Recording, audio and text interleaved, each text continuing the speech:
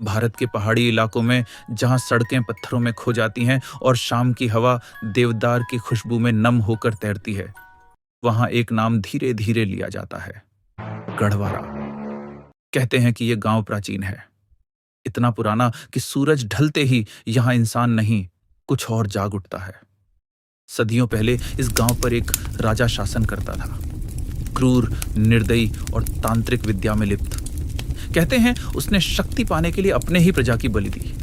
आज भी कहते हैं गढ़वारा में सूर्य के छिपते ही उनकी आत्माएं भटकती हैं, जिंदा इंसानों की खोज करती हैं।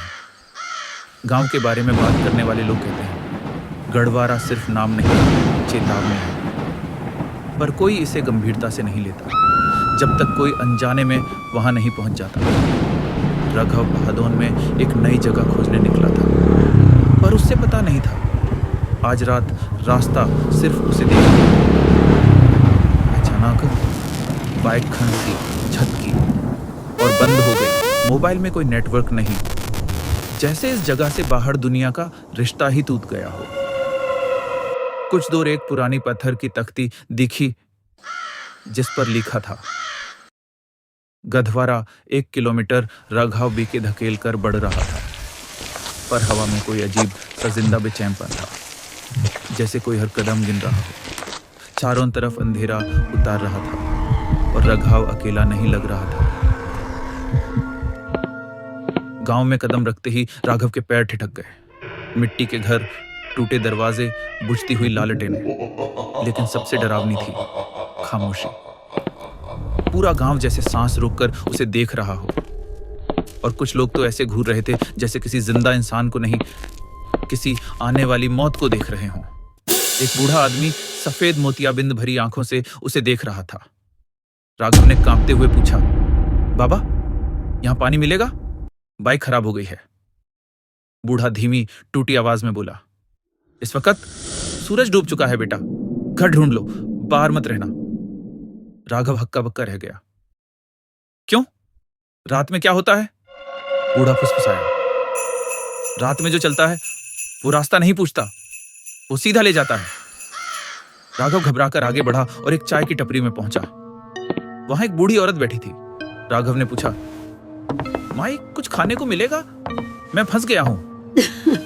वह अचानक एक सूखी, डरावनी हंसी हंस पड़ी। यहां रात में खाना नहीं मिलता बच्चा, यहां रात में बस गिनती होती है। राघव सन्न रह गया। किस चीज की गिनती? वह धीरे से बोली, जिनकी आत्माएं जागती हैं। और इस गांव में आज नया कौन आया है? राघव कांप गया। क्या बोल रही हैं आप?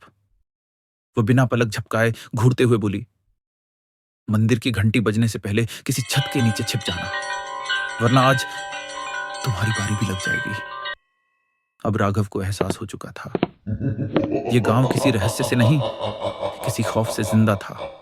राघव टपरी से निकल गया। गांव के गलियों में अजीब सन्नाटा था। पत्तियां हवा में उछल रही थीं, पर कोई आवाज नहीं, जैसे गांव खुद उसे देख रहा हो। कोई अन्य जगह ना दिखाई दी। राघव एक जर्जर मकान में घुसा। छत से धूल गिर रही थी, दीवारें सीटी जैसी आवाज निकाल रही थीं। हर कदम पर वह महसूस कर रहा था कि कोई अंदर है। कोने में एक पूजा स्थान था, दिया टिमटिमा रहा था और उसकी छाया दीवारों पर मानव जैसी आकृतियों बना रही थी। राघव का दिल तेज धड़कने लगा। जमीन पर किताब थी, बलिदान पुस्तक। हर पन्ने पर नाम और तारीखें लाल स्याही में लिखी थी। कुछ पन्नों में चेहरों की खूंखार स्केचिंग थी, जैसे मृतक अपने दर्द को उकेर रहे हों। अचानक दरवाजा जोर से धड़-धड़ बजने लगा। राघव ने कान लगाया। एक टूटती हुई आवाज कह रही थी, दरवाजा मत खोल, हम जानते हैं तू यहां है। हवा में अजीब सा ठंडक दौड़ गई। राघव समझ गया, यह घर शरण नहीं, जाल था। एक बंद घर से घंटी बजने लगी, टन टन। हर बार की तरह आवाज में इंसानी चीख और धातु की खनक मिली। मंदिर से बाहर निकली आकृति, बड़ी, दुबली, लंबी। आंखें नहीं थीं, पर देखने का एहसास था। राघव को लगा यह इंसान नहीं है, बल्कि पुरानी आत्माओं का मेल। वह दौड़ा।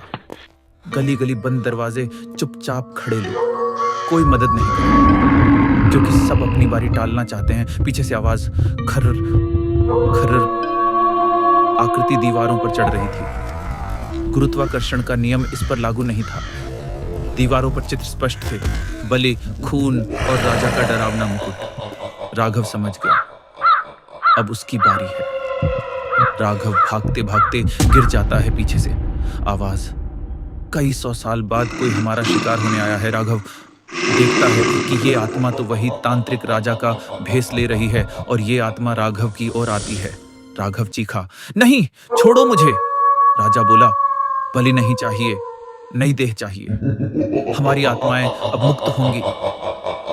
राघव के शरीर में घुसते ही उसकी आत्मा खींच गई, आग जैसे तन में घुस गई हो। राघव का चेहरा जम गया, सांसें रुक गईं और फिर वह उठ खड़ा हुआ, पर अब स्टमिनीर राजा की आत्मा उसकी देह में थी। सुबह गांव शांत, लोग काम में लगे। राघव बाहर निकलता है, चेहरा वही, लेकिन यहां से आंखें खाली। और अब राघव नहीं, बल्कि वो तांत्रिक राजा। बाइक स्टार्ट हुई, वह चलता है। अब से गढ़वारा का श्राप दूसरे गांव की ओर बढ़ चला। ऐसे है और वीडियोस के लिए चैनल को सब्सक्राइब करें और लाइक